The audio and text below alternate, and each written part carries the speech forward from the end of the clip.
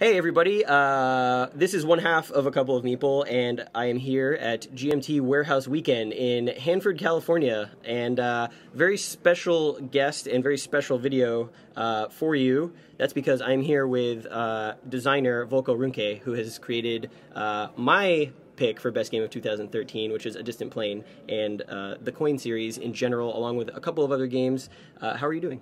I'm doing very well. Hi, Justin. This is Volko Ruhnke. Yeah.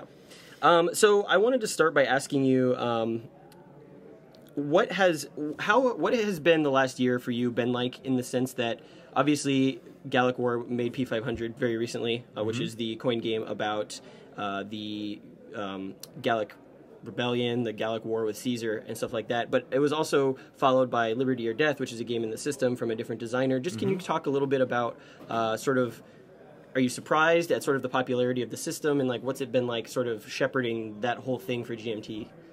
I am surprised. The initial challenge was just, I guess, convincing folks that you might want to play a game about insurgency in Colombia. I already envisioned a series, but the idea was, well, if I can just convince enough people, you know, for GMT to be satisfied that they didn't make a mistake here, then that would be success. So the fact, especially, not just that folks are playing and talking about the series, but that so many folks are coming forward with, you know, with this approach, I could do this topic that I've wanted to do as a game.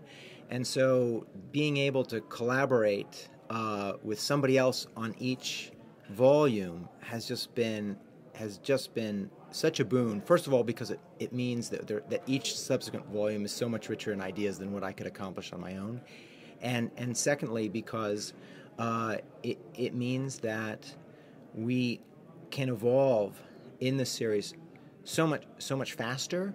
And now we've got folks like Harold Buchanan doing Liberty or Death that are they're doing the game basically on their own. I mean, I'm on the sideline. We have the same series developer, Mike Berticelli. GMT is there and all that, but it's got enough of its own momentum that now you've got a whole design that is complete. It's not Volko's conception at all, you know, but Harold's, and that's just very precious.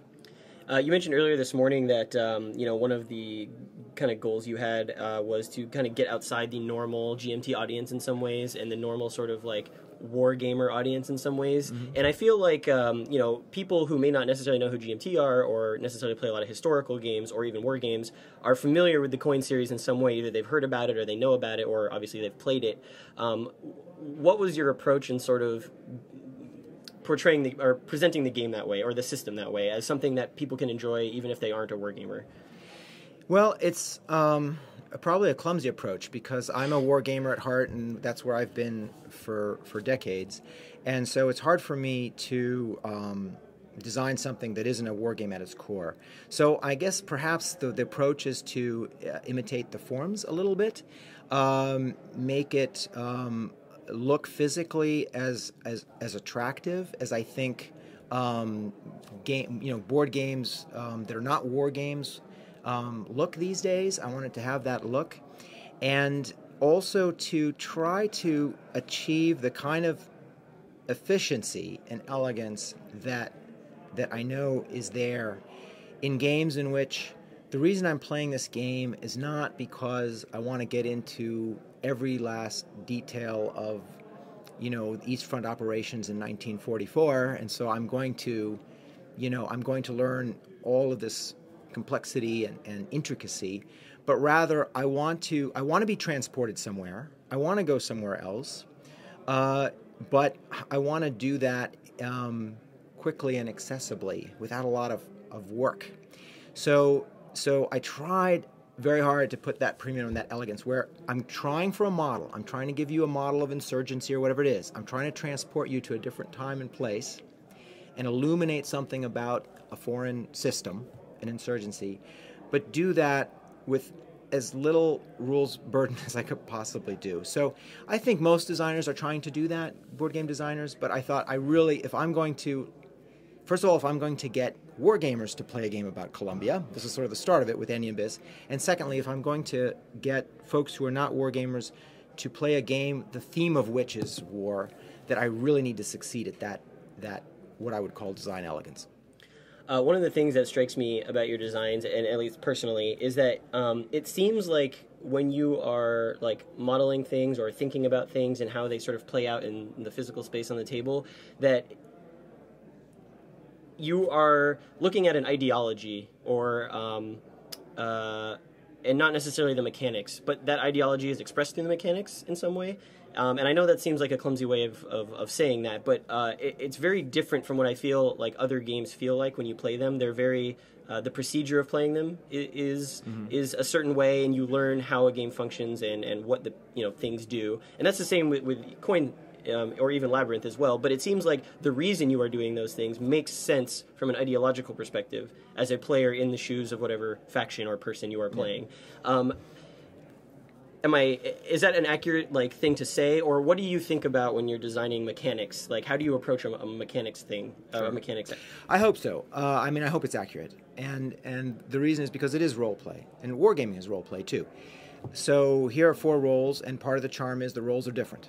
The incentives, victory conditions, and the capabilities, in this case ops and their order of battle and all the rest, are different, and so you have an asymmetric contest. Okay, so there has to be personality to that asymmetry, and I'm trying to model historical roles, so the differences have to somehow evoke, right, that historical role. When you say ideology is a system of ideas. In other words, not only what is this group doing or this force doing, but why are they doing it? What are they fighting for? It's ultimately politics, right? Who gets what when, how is power distributed, and so forth. And we have different systems of ideas to decide that. We'd like to have our politics be this way or that way because of our ideas about society, the human condition, what will bring us forward, or whatever. A typical traditional war game, it's focused on military affairs, military operations. And so the politics are very, very much in the background. Card-driven games, the whole system introduced by Mark Herman, the idea was we can do a war game, but we can bring in political and also economic and other events through event cards and mesh that in with the military operations. Great idea, successfully executed in We the People, and now we have this whole string of CDGs, and Labyrinth that you mentioned is one of those. And that's the same tradition for the Coin series. That is to say, if we're going to try to model internal war, insurgency, that kind of thing, the politics, the ideas of why people are doing it, is a huge part of how and why the people are doing what they're doing. It's not just they're in a platoon and they're told to go take that hill, okay? And so we have to, I think, bring those politics vividly into the gameplay to have it be about insurgency, right? So political military with some economics as well in it, and that comes out in those 2 key sets of mechanics. First, the victory conditions. What are you trying to achieve? What's your vision for whatever this place you're fighting for? What do you want it to look like? That's going to be different for each faction. And then how do you think you should be going about that, and how historically did this faction typically go about it? So the operations, menu that you have. So, shifting gears a little bit, 2-part question for you. Part number 1, did you foresee, let's say, this weekend and the popularity of the coin system when you were first starting in designing board games, and sort of seeing the number of tables out there with the number of different permutations of conflicts and settings and stuff like that? So that's part number 1. And part number 2 is, do you ever see yourself in the future at some point designing or going back to a quote-unquote more traditional design in something like in the vein of Wilderness War, or even a different mechanic system entirely? Okay, so no, I didn't think so. Again, when I did Andean Abyss, I was already conceiving it as a series, and I had conceived a 4-volume series, starting with Columbia.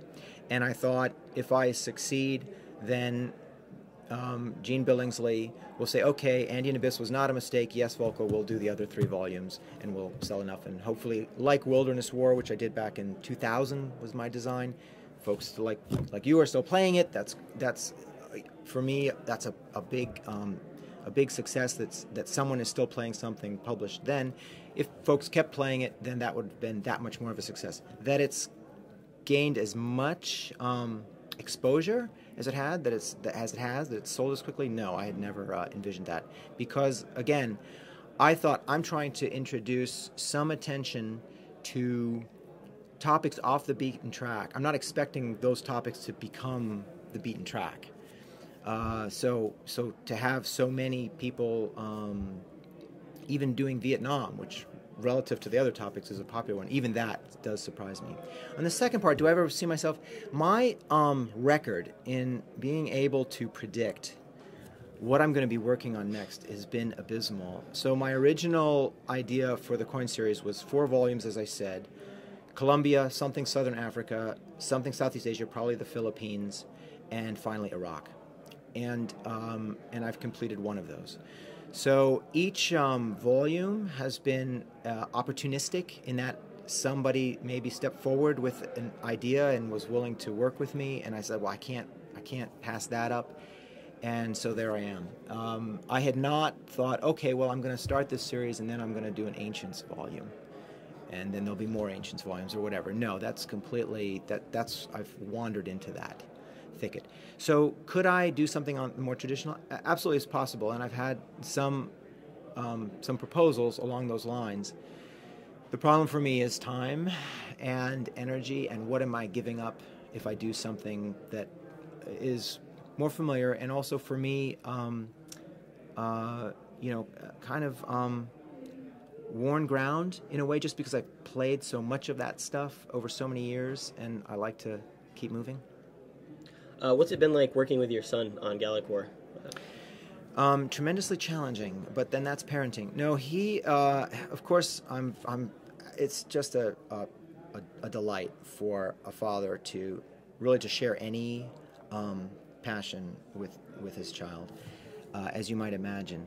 And Andrew and his older brother, actually Daniel, have always been there with my games. They were always my lead play testers. So I'd come up with something, I'd put together a prototype, I'd have them play it, and if they were having fun with it and wanted to play it some more, then I thought, okay, I've got something that's fun. So they've always been there, and Andrew in particular really dove into Coin and has played in the tournaments and knew the system so well. And so when we had the thought of doing this game together, I just thought, yeah, just makes so much sense. And again, he scoped the project, and I went there and did it with him. But it's tricky. Every collaboration is tricky. And relationships within families are tricky, and all of that, I mean, we're all human beings, and all that stuff comes into play. So the upshot of it is both of us are very passionate, tend to be perfectionists and detail-oriented, and game design is not science, it's art and interpretation. So there's lots and lots of disagreement, and ultimately we have to agree on every last word. And so far that's working. Awesome. I just played it myself and had a really great time with it, so Thank you. Really excited for that to come out, and obviously tell your son that as well next time you talk to him. I'll pass it on to him, thanks. Final question for you is, this is your first GMT weekend. It is. And this is my first GMT weekend. My first Hodge. Thoughts on that so far? How's it been? Oh, it's been fantastic, and of course I wish I could stay longer. So very happy to be here. I have to say, especially the togetherness in the room when Gene Billingsley was talking to us all and how all that discussion went, it made me think about how many companies are there in which the customers, gather at this remote, warehouse location and get together and share their passion for the endeavor, the company, what it provides us. I just think the fact that we're all here like that and sharing that together, it tells you that something's going right here at GMT. Well, thank you very much for taking the time out. Thank of you. the weekend. It's been really great. Appreciate this. Thanks, and Dustin. yeah, we really enjoy the games. Can't wait for Gallic War to come out. And yeah, best of luck to you. Thank you very much. Yeah.